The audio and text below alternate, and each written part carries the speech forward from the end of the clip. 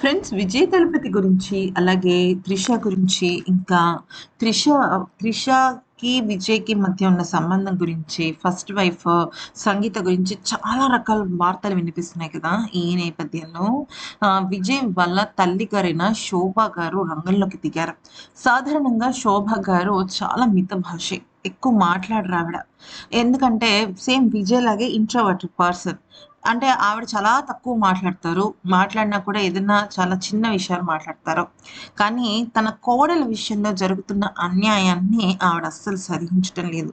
అంతే కాకుండా 'త్రిష' గురించిన విషయాన్ని బయటపెడుతూ ఒక్కసారిగా విజయ్‌కి, 'త్రిషకి' మధ్య ఉన్న రిలేషన్ గురించి, అలాగే విజయ్, అలాగే తన భార్య విడాకుల గురించి చాలా పెద్ద విషయాన్నయితే చెప్పారు.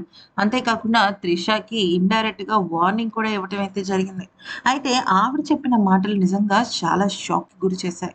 ఇంతకీ అసలు ఆవిడ 'త్రిష' గురించి ఏం చెప్పిందనేది ఒక్కసారి తెలుసుకుందాం. ఫ్రెండ్స్, ఆవిడ ఏమన్నారంటే, "నేను ఒక విషయాన్నయితే చాలా స్పష్టంగా చెప్పాలనుకుంటున్నాను. నా కొడుకు కానీ, నా కోడలు కానీ, నా మనవలు కానీ, నా కుటుంబ సభ్యులు కానీ ఎప్పుడూ మాతోనే ఉన్నారు. వాళ్ళు ఎప్పుడూ కూడా మమ్మల్ని దాటి వెళ్ళలేదు. ప్రతి కుటుంబంలో చిన్న చిన్న గొడవలొస్తాయి. చిన్న చిన్న కలహాలు వస్తుంటాయి. అంత మాత్రాన అవి తప్పుపట్టి దాన్ని ఏదో గోరంతల్ని కొండంతలు చేయటం కరెక్ట్ కాదు. ఇక 'త్రిష' విషయంలోకి వచ్చినట్టయితే దాదాపుగా నా కొడుకు, 'త్రిష' ఇద్దరు కలిసి ఏకంగా 9కి పైగా సినిమాలు చేశారు. వాళ్ళిద్దరి మధ్య స్నేహం దాదాపుగా 15 సంవత్సరాల పైననే ఉంది. అయితే కేవలం మీరు గమనించినట్టయితే విజయ్ ప్రమాణ స్వీకారానికి 'త్రిష' మాత్రమే రాలేదు. ఇంకా చాలామంది వచ్చారు. ముఖ్యంగా హీరోయిన్ 'సంగీత' వచ్చింది. అలాగే హీరోయిన్ 'సంగవి' వచ్చింది.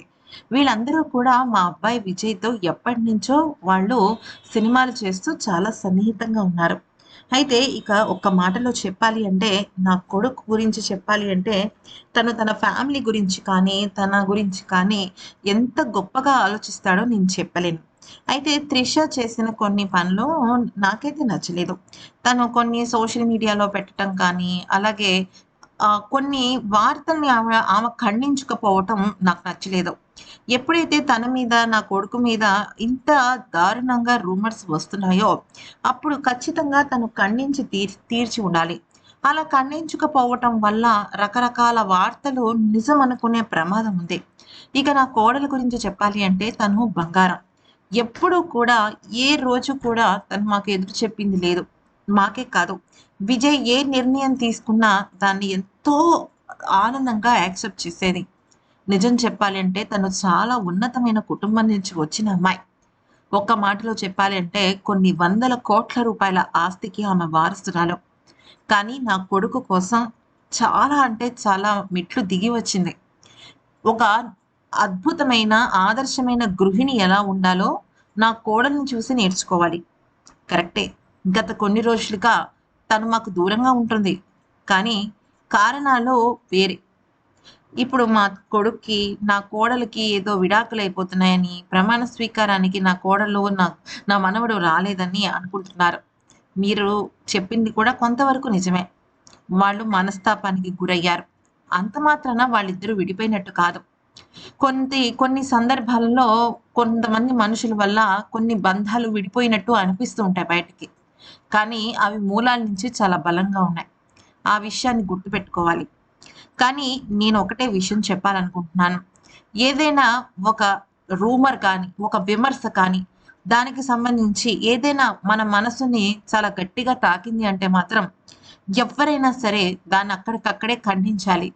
అలా ఖండించకపోతే పరిస్థితులు ఇంకాస్త దిగజారిపోతాయి. ఎందుకనంటే ప్రస్తుతం ఉన్న మన ప్రపంచం మనం చెప్పే మాటల కన్నా మన గురించి వేరే వాళ్ళు చెప్పే మాటలకి ఎక్కువగా విలువ ఉంటోంది.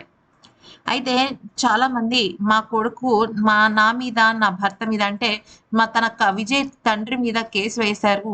మరి మీరు దానికేమి అనలేదా అని అన్నారు. అయితే అక్కడ తప్పు మాదే. తప్పు మేము చేసినప్పుడు పిల్లలు ఖచ్చితంగా అది ఖండిస్తారు.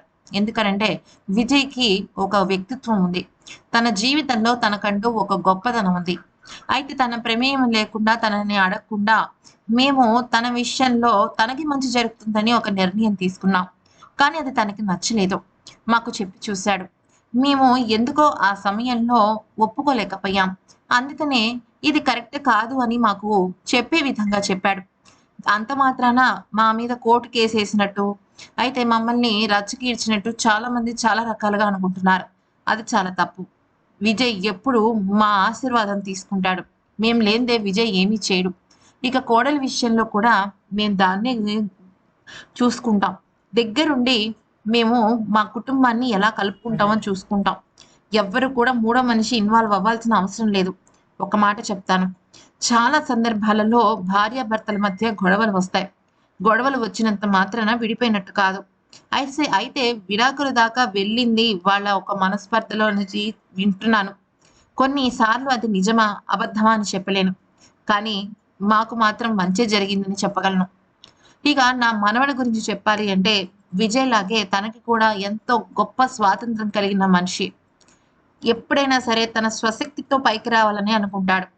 తండ్రి మీద ఆధారపడదామా, తాత పేరు మీద ఆధారపడదామా అని ఆలోచించే వ్యక్తిత్వం కలిగిన వాడు కాదు. నా కొడుకు కూడా తన తండ్రి పేరుని ఎక్కడా వాడుకోలేదు. తన సొంతంగానే పైకొచ్చాడు.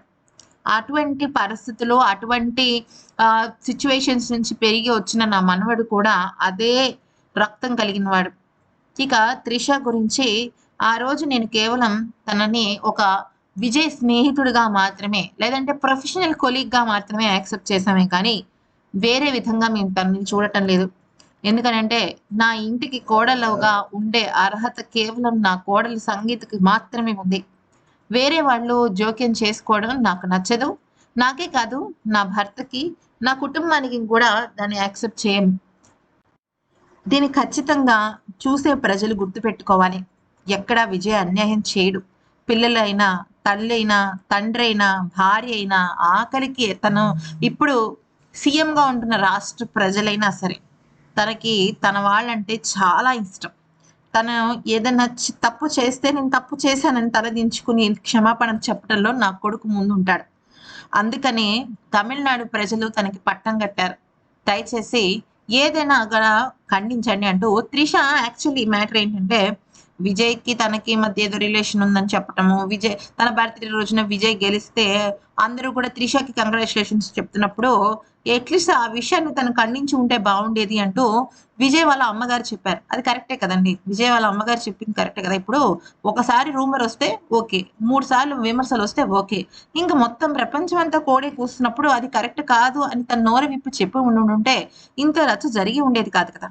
అదే విజయ్ వాళ్ళ అమ్మగారు కూడా అభిప్రాయపడ్డారు. మరి ఈ వీడియో కనుక నచ్చినట్టయితే లైక్ చేసి సబ్స్క్రైబ్ చేసుకోండి ఫ్రెండ్స్. అలాగే మీకు షార్ట్ వీడియోస్ కావాలా, లాంగ్ వీడియోస్ కావాలా అనేది కూడా ఈ వీడియోని చివరి వరకు చూసిన వాళ్ళు కామెంట్ సెక్షన్లో పెట్టినట్టయితే మీ కామెంట్స్ని మేము పిన్ చేయడం జరుగుతుంది. నచ్చింది కదా. Thanks you for watching. Like, share and subscribe.